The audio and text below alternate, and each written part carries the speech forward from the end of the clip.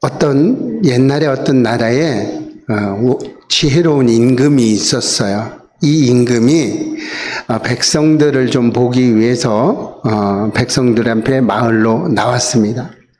많은 사람들이 임금님의 행차를 보기 위해서 길거리로 나와 있었어요. 그런데 어머니를 업고 있는, 노인을 업고 있는 한 청년을 발견하게 됩니다. 그래서 왕은 신하들을 시켜서 왜 저 노인을 업고 있니? 라고 이제 물어봤어요.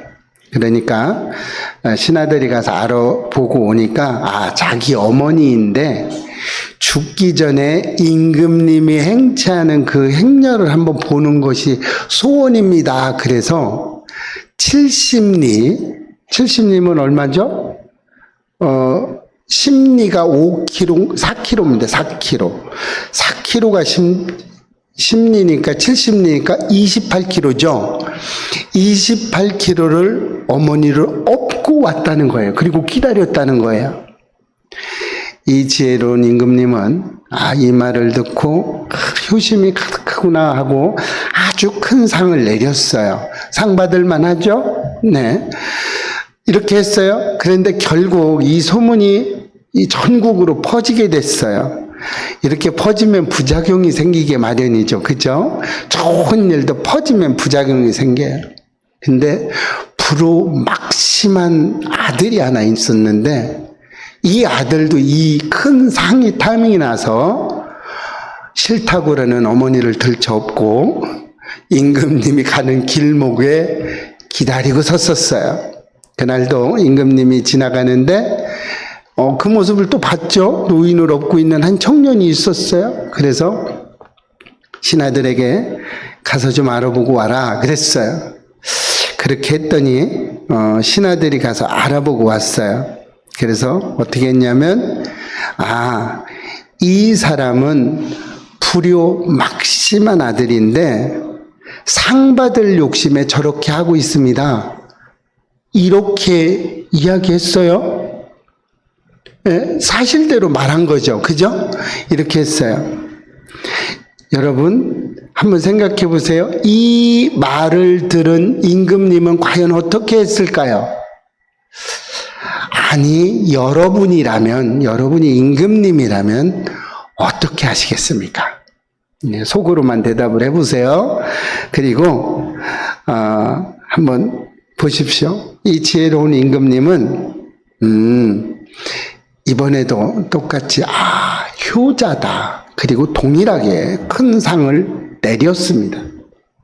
그랬더니 신하들이 난리가 났죠. 그죠? 난리가 났어요. 아니 임금님 어째서 이렇게 하십니까? 그렇게 이야기를 했어요. 이 사람은 진심에서 우러나오는 효도도 아니고 그냥 상 받을 욕심으로 나와서 그냥 신용만 하고 있었던 거예요. 이제 이렇게 이야기를 했어요. 그랬더니 이 임금님은 이렇게 이야기를 했다고 합니다. 효자가 아니더라도 지금 효자 신용만이라도 하고 있는 것이 어디냐. 기특하다. 이렇게 이야기를 했다는 거예요. 이 말을 들은 이 불효자는 그날부터 진짜 효도를 하기 시작을 했답니다. 자, 본심에 효심이 있었건 없었건 간에 어쨌든 신용만으로도 내는 것만이 중요하다는 거예요. 그런데 없다는 거예요. 이 신용을 내는 사람마저도 없다는 거예요, 지금은. 자, 효자나 효녀는요, 타고난 것이 아닙니다. 만들어지는 것이에요. 저는 지금까지 음악이라고는 너무 못했어요. 아니, 자체를 못 잡아요. 그래서 혼자 진짜 유튜브 틀어놓고요. 얼마나 연습했는지 몰라요. 나름대로 귀에다가 또 밖에 막 소리 나면 그래서 귀에다가 이거 꽂고 연습 많이 했습니다. 나름대로. 되더라고요. 음이 안 들리는 게 아니라 해본 적이 없는 거예요. 신용을 내본 적도 없는 거예요. 나는 못하고 음이 안 들려 하고 그냥 안 한 것뿐이죠. 여러분, 신용이라도 해본 사람이 잘하는 거 아십니까? 안 해본 사람은 못해요. 신용이라도 자꾸 하시기를 바랍니다. 모세가 시내산에서 두 돌판을 받습니다. 그 뭐죠? 십계명이죠? 이 두 돌판을 받는데 1에서 4계명까지는 사람이 하나님에 대한 계명을 적어 놓은 거예요. 그리고 5계명에서 10계명까지는 사람과 사람 사이에 지켜야 될 계명을 적어 놨어요. 이렇게 적어 놨는데 그 사람과 사람이 지켜야 될 첫 번째 계명이 뭔지 아세요? 내 부모를 공경하라입니다. 우리 에베소서 6장 2절 말씀을 한번 읽어볼까요? 시작. 내 아버지와 어머니를 공경하라. 이것은 약속이 있는 첫 계명이니. 네, 부모 공경이요. 이 사람과 사람 사이에 있는 계명의 첫 계명입니다. 왜요? 이것으로부터 시작해라는 거예요. 첫 계명이라는 것은 언제나 이것으로부터 시작을 해라, 이런 뜻을 가지고 있습니다. 여러분, 사람이 하나님한테 첫 번째 계명이 뭐부터 시작해요? 나 외에는 다른 신을 섬기지 말라부터 시작해요. 다른 거 없어요. 그리고 난 다음에 우상을 만들지 말라, 너희들을 위해서 우상을 만들지 말라, 이렇게 부가적으로 점차 가는 거지, 가장 첫 번째 계명은 가장 중요한 계명이 됩니다. 이런 거예요. 첫 계명이에요. 우리가 복을 받고 살려면 지켜야 할 것들이 가장 많습니다. 여러분, 가장 복을 많이 받는 사람들을 이렇게 한번 보세요. 그 사람들이 제일 중요하게 먼저 가정에서 또 회사에서 어떤 걸 먼저 하는지, 대부분은 효라는 것을 먼저 하는 사람이 성공을 많이 합니다. 성경에서 하나님께 복받던 사람들이 부모에게도 잘해서 복받는 사람들이 또 많죠. 많은 사람들이 있어요. 그 중에 오늘 요셉의 이야기를 하려고 합니다. 오늘 본문은 좀 여러분 대충 이해되시죠? 어떻게 했어요? 형제들이 요셉을 팔아 넘기죠. 처음에는 뭐라고 그랬어요? 죽이자. 그러니까 어떻게 해요? 요한이 뭘 죽이기까지 합니까? 그냥 팔아 넘기죠. 그래서 애굽으로 팔아 넘겼다가 요셉이 어떻게 돼요? 보디발의 아내에게 유혹을 받죠. 그 유혹을 뿌리쳤다는 죄목으로 감옥에 갇히고, 감옥에 갇혀서 또 꿈을 잘 해몽을 해줘서 애굽의 총리로 들어갔어요. 그죠? 이것이 누구 때문에요? 누구 때문에? 하나님의 계획이었던 거예요. 그죠? 이 사람이 그랬던 게 아니에요. 그런데 우리는 하나님의 계획에 조금만 연단이 오면 하나님이 어디 있어? 그러고 하나님을 부인하는 삶을 삽니다. 이것은 효도가 아니죠.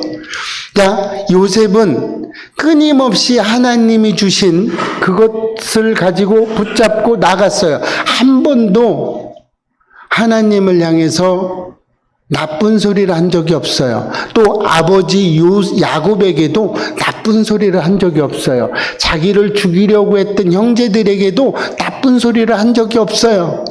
자기를 그렇게 하고서 감옥으로 보낸 보디발의 아내에게도 나쁜 소리 하지 않았어요. 이런 복을 받기를 축복합니다. 여러분, 효도하는 데에서도 우리는 신용만이라도 좀 했으면 좋겠어요. 우리 예배교회 성도님들은 믿음이 없더라도 믿음 있는 척 신용이라도 좀 했으면 좋겠습니다. 여러분, 오늘 말씀은요, 부모에 대한 이야기라고 말씀하고 있지만 사실은 부모님을 빼고 하나님을 집어넣어도 돼요. 그렇게 해도 괜찮은 본문입니다. 사실은 이야기하고 싶고 말씀드리고 싶은 건 그겁니다. 하나님께.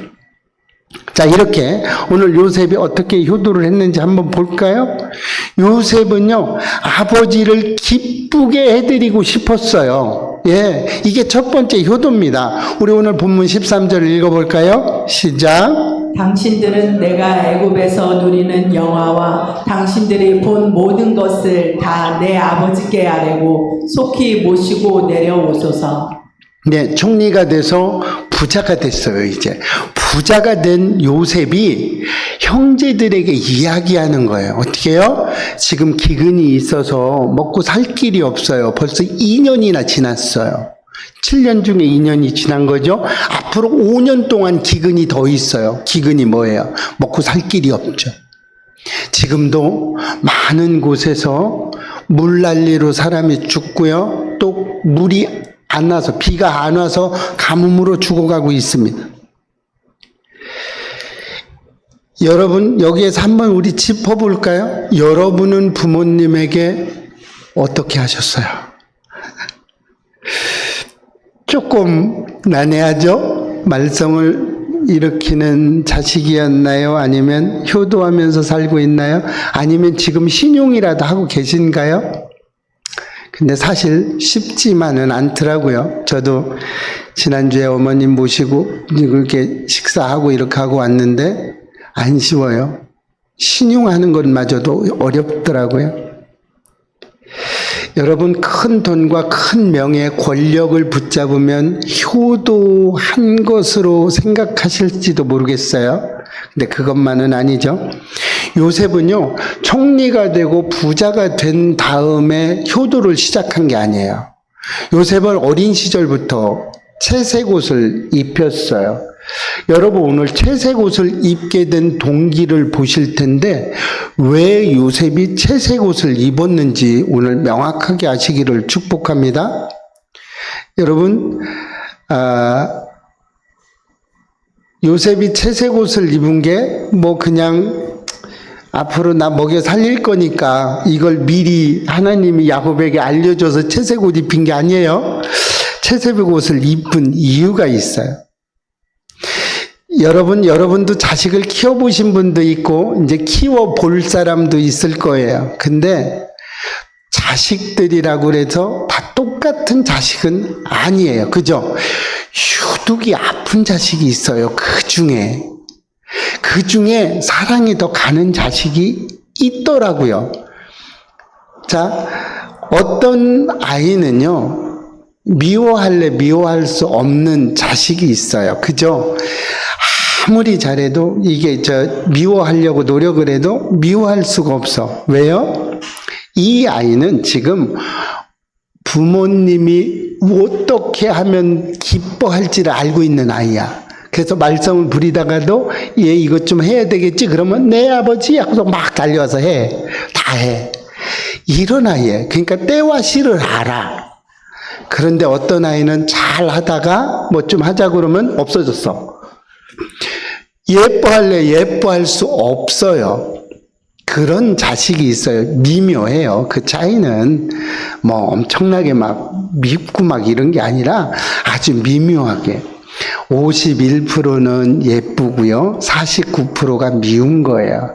또 미움 받는 사람은요, 49%가 예쁘고 51%가 미운 거예요. 그냥 거기에요. 하나 차이에 하나. 우리 이렇게 됩니다. 요셉은요, 채색 옷을 입을 수밖에 없는, 이렇게 눈에 넣어도 아프지 않을 만큼의 어떤 것을 가지고 있었어요. 예뻐할 수밖에 없는. 또 요셉의 어머니는 또 특별히 누가 사랑을 했어요? 야곱이 사랑했던 사람이에요. 아픔으로 난 자식이에요. 여러분, 건강하고 씩씩한 아들보다 조금 부족한 자식이 마음이 쓰이는 거 아십니까? 그 자식에게 조금 더 마음이 아파요. 그 자식에게 채색 옷을 입히게 되는 겁니다. 이렇게 됐어요. 그런데 요셉에게는 중요한 한 가지가 있어요. 요셉은요, 항상 하나님 앞에서 살고 있다는 것을 잊어버린 적이 없어요. 요셉은 항상 하나님과 동행하는 삶을 살고 있다고 생각을 했던 사람입니다. 그래서 절대로 죄를 범하지 않았어요. 그리고 또 하나는 이것을 확증해 줄 수 있는 게 하나님이 주시는 요셉의 두 번의 꿈이 있었죠. 그 두 번의 꿈이 뭔지 한번 읽어볼까요? 우리 창세기 37장 7절 말씀입니다. 시작. 우리가 밭에서 곡식단을 묻더니 내 단은 일어서고 당신들의 단은 내 단을 둘러서서 절하더이다. 네, 요셉의 곡식단이 일어섰어요. 그러니까 다른 사람의 곡식단은 어떻게 했어요? 절을 했어요. 얼마나 황당해요. 형들이 생각할 때 황당하죠? 그런데 또 두 번째 꿈을 꿉니다. 자, 9절 말씀 읽어봅니다. 시작. 요셉이 다시 꿈을 꾸고 그의 형들에게 말하여 이르되 내가 또 꿈을 꾼즉 해와 달과 11별이 내게 절하더이다. 네, 이제는 더 황당하죠. 곡식단이 된 게 아니고 해와 달과 별. 이 해와 달과 별이 11별이죠? 그럼 한 별 어디 갔어요? 12별이어야 되는데. 한 별은 누구요? 본인의 별이에요. 그러니까 11별이 절하는 거예요. 이렇게 됐어요. 이 꿈을 가지고 있었어요. 이런 꿈, 하나님이 준 비전을 들고 있었어요. 이 비전 앞에 섰으니 요셉은 죄를 질 수가 없죠. 언제나 하나님 앞에 선 그 모양으로 살았습니다. 그러니 이쁨 받을 수밖에 없죠.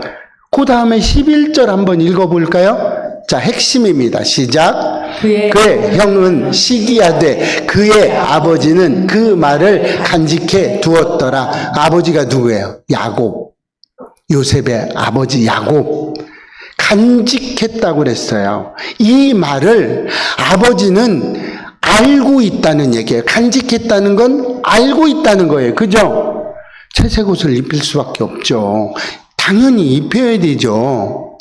채색 옷이라고 그래서 저도 이것저것 많이 이렇게 찾아봤어요. 찾아봤는데 좀 특별하더라고요. 특별한 어떤 귀족을 나타내는 그런 옷 이렇게 소개가 돼 있더라고요. 자, 이래서 채색 옷을 입히게 된 거예요. 이 꿈을 야곱은 알고 있었던 거예요. 이렇게 될 수 있는 요셉이라는 것을 알고 있어서 간직하고 있었던 겁니다. 그랬으니 얼마나 예쁘겠어요. 이런 것까지 간직하니 채색 옷 입힐만 하죠. 이렇게 요셉은 채색 옷을 입었지만 요셉의 마음의 중심에는 하나님이 있었어요. 하나님이 있었기 때문에 늘 이렇게 갔어요. 그런데 형들은 오늘 11절 말씀에 뭐라 그래요? 시기했다고 그랬어요. 시기하고 미워했어요. 왜? 건방지게 동생이, 동생이 우리가 절을 해? 이런 나쁜 놈이 있나? 그죠? 그랬더니 가관이야 이제 해와 달과 별이 절을 한대? 이런 놈이 어디 있어? 그래서 결국 형들은 뭐라고 해요? 시기하고 미워하고 죽이자, 팔아버리자 이렇게 되죠. 그래서 어떻게 했어요? 팔아버려죠. 그런데 하나님이 마음의 중심을 가지고 있던 요셉은 어떻게 했어요? 하나님의 동행하는 사람으로 보디발의 아내의 그 유혹에 내가 어찌 이 큰 악을 행하여 하나님께 죄를 지으리까 하고 그 유혹을 뿌리칩니다. 우리 한번 읽어볼까요? 창세기 39장 9절입니다. 시작. 이 집에는 나보다 큰 이가 없으며 주인이 아무것도 내게 금하지 아니하였어도 금한 것은 당신뿐이니 당신은 그의 아내임이라. 그런즉 내가 어찌 이 큰 악을 행하여 하나님께 죄를 지으리까. 예, 야곱은 어려서부터 이렇게 어떠한 환경에서라도 하나님 앞에 범죄를 저지르지 말자 라고 생각을 했어요. 그래서 깨끗하게 살아가려고 노력했습니다. 우리 예배교회 성도님들도 하나님이 기쁨이 되는 자녀가 됐으면 좋겠어요. 우리 주위에 우리 아이는 참 착해요라고 이렇게 이야기하는 사람들 좀 있죠. 그죠? 우리 아이 착해요. 공부도 잘하고 말도 잘 듣고 단지 흠이라면 하나님을 모른다는 거. 예, 이렇게 이야기하는 사람이 있어요. 그죠? 그래서 착하고 공부 잘하고 멋있고 막 다 얘기해요. 하나님은 없어요. 자, 그 사람한테는 자기 자식이 최고로 예쁠지 모르지만 믿음의 눈으로 봤을 때 그 사람은 아무것도 온 거예요. 아무것도 아닌 거예요. 여러분, 세상의 모든 것을 가지고 있다 손 치더라도요, 하나님을 모르면 아무것도 아닙니다. 여러분, 이 땅에서요, 길어야 100년 삽니다. 길어야. 100년도 못 사는 사람은 수두룩해요. 그런데요, 이 죽음 이후에 영원한 생명이 있어요. 여기에서 어떻게 할 거냐는 거예요. 여기에서. 우리는 이렇게 됩니다. 요셉은 믿음으로 하나님과 부모님에게 기쁨을 드리는 아들이었어요. 애굽 총리가 되기 전부터, 부자가 되기 전부터, 가난하고 팔리고 죽일 위험에 놓여 있을 때부터, 감옥 안에서부터 요셉은 효자였어요. 효도를 했습니다. 이렇게 믿음 생활로 효도를 했어요. 하나님이 보시기에 얼마나 기뻤겠어요. 당연히 애굽 총리로 만들었겠죠. 하나님이 그렇게 이쁘신데. 이렇게 했어요. 우리 창세기 37장 13절 한번 읽어보겠습니다. 시작. 이스라엘이 요셉에게 이르되 내 형들이 세겜에서 양을 치지 아니하느냐 너를 그들에게로 내보내리라. 요셉이 아버지에게 대답하되 내가 그리 하겠나이다. 요셉은요, 뿐만 아니라 부자가 된, 요셉의 총리가 된 때부터 효도한 것이 아니라 그 전에도 아니요 소리를 안 했어요. 부모님이 갔다 와! 그러면, 예, 내가 그리 할게요. 한 번도 이렇게 안 됐다는 말이 성경에 없습니다. 그 시대에 양을 친다는 것은요, 한 군데 정착해서 양을 치는 게 아니에요. 돌아다녀야 돼요. 풀이 있는 곳으로. 그러니까 방향만 얘기해 주지, 그곳이 얼마나 먼지 몰라요. 또 얼마만큼 이동했는지도 몰라요. 내가 찾아가야 되는 거예요. 어려워요. 거기다가 형들이 뭐를 가지고 가요? 먹을 걸 또 들고 가야 돼요. 이렇게 해야 되는데, 그럼에도 요셉은 아니오가 아니라 그러겠습니다. 내가 그럴게요. 이렇게 하고 갔어요. 14절 37장 14절 이하를 쭉 보면 요셉이 묻는 모습이 있어요. 우리 형들 봤습니까? 양치는 형들. 그래서 결국에 찾아가요. 찾아가고 나서 이 사건으로 생이별을 하게 되죠. 야곱하고 더 이상 만나지 못합니다. 언제 만나요?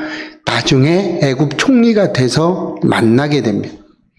요셉은 이렇게 야곱 아버지에게도 큰 효도를 했던 사람이에요.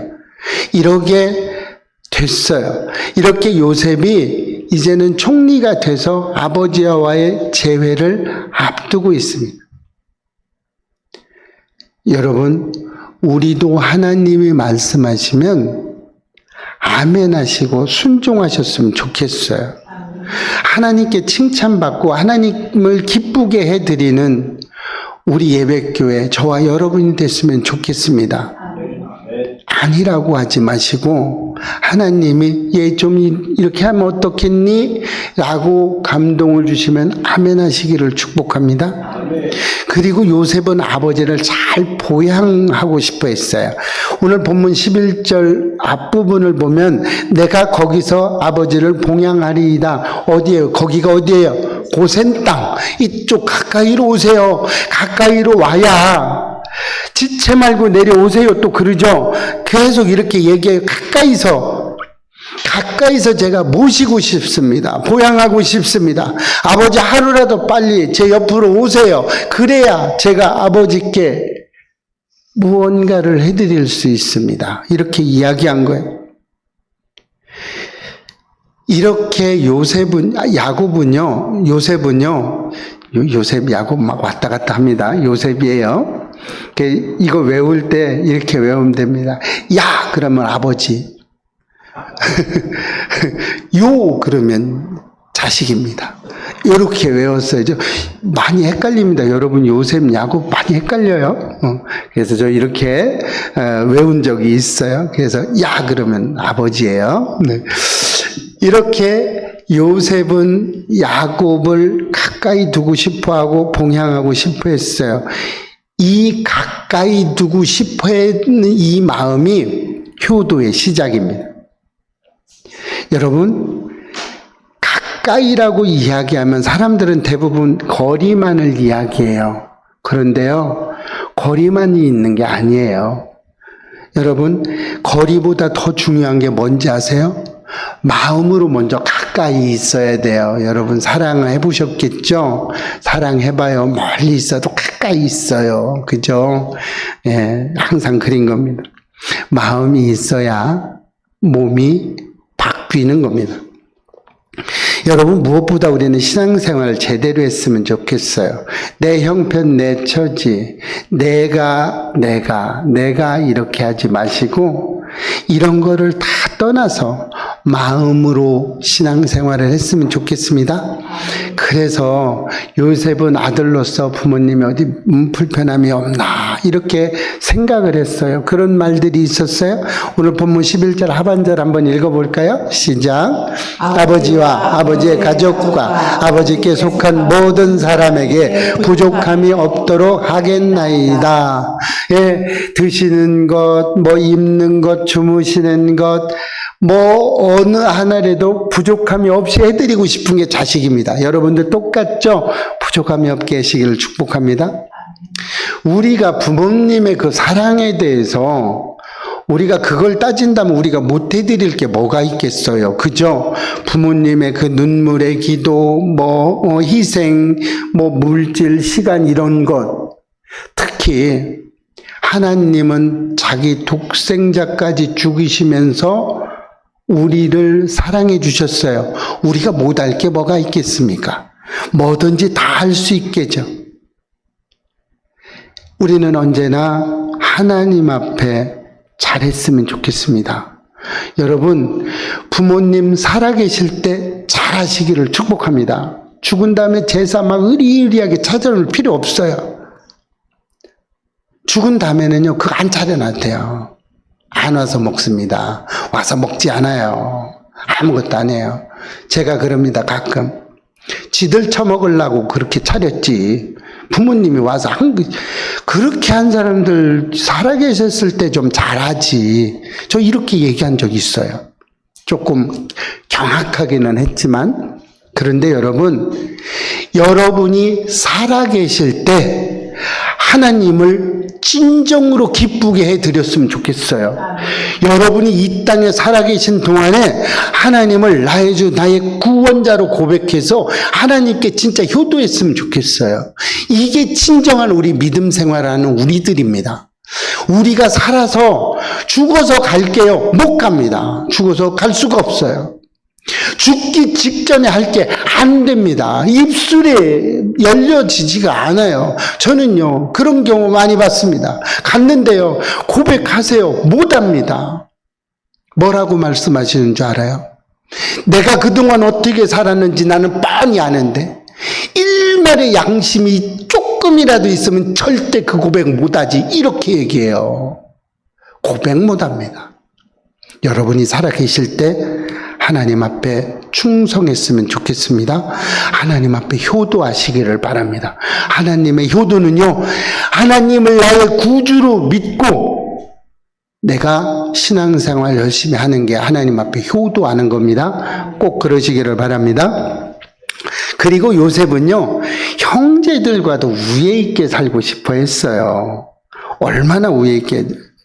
여러분 형제간에 우애 있게 지내면 누가 가장 기쁘게 생각하는 줄 아세요? 부모님이에요. 이게 진짜 효도 중에 효도인 거예요. 오늘 본문 14절 15절 한번 읽어봅니다. 시작. 자기여 베냐민의 목을 안고 우니 베냐민도 요셉의 목을 안고 우니라. 요셉이 또 형들과 입맞춤을 안고 우니 형들이 그제서야 요셉과 말하니라. 네. 여기서 입 맞춘다는 건 우리가 뭐 이런 걸로 입 맞추는 게 아니라 이들은요, 인사가 그런 거예요. 그게 인사예요. 그래서 소수 성애자들이 이걸 가지고 뭐 동성애자다 막 이렇게 얘기하는데 그걸 몰라서 그래요. 그 미국 사람들은 끌어안는 게 인사였죠? 허깅하는 게 인사입니다. 어떤 때는요, 요 볼에다가 이렇게 뽀뽀를 하는 거예요. 그렇게 인사를 하는 거지. 그게 이걸 가지고 막 그 소수성애자들이 막 이렇게 얘기하는 걸 봤어요. 요셉은요, 이렇게 그동안에 응어리졌던 걸 풀기 시작했어요. 누가 응어리졌어요? 요셉은 응어리가 없어요. 근데 누가 있어요? 다른 형제들이 응어리가 있어요. 나 팔았잖아. 그러니까 후환이 두렵죠. 지금 총리인데. 이렇게 된 거예요. 그동안에 쌓였던 모든 것들이 다 풀렸어요. 그동안의 모든 것들이 다 풀린 그런 것들. 자, 풀리지 못하면 누가 제일 힘들어 할까요? 역시 부모님입니다. 부모님에게 형제들 간에 잘 못 지내면 가장 큰 십자가를 짊어지게 만드는 거예요. 그래서 여러분, 부모에게도, 형제들끼리도 사이좋게 지내시기를 축복합니다. 이런 거예요. 요셉이 오늘 아버지 야곱에게 한 행동, 이런 것들과 하나님을 향해 나아갔던 것들이 우리에게 교훈이 됐으면 좋겠어요.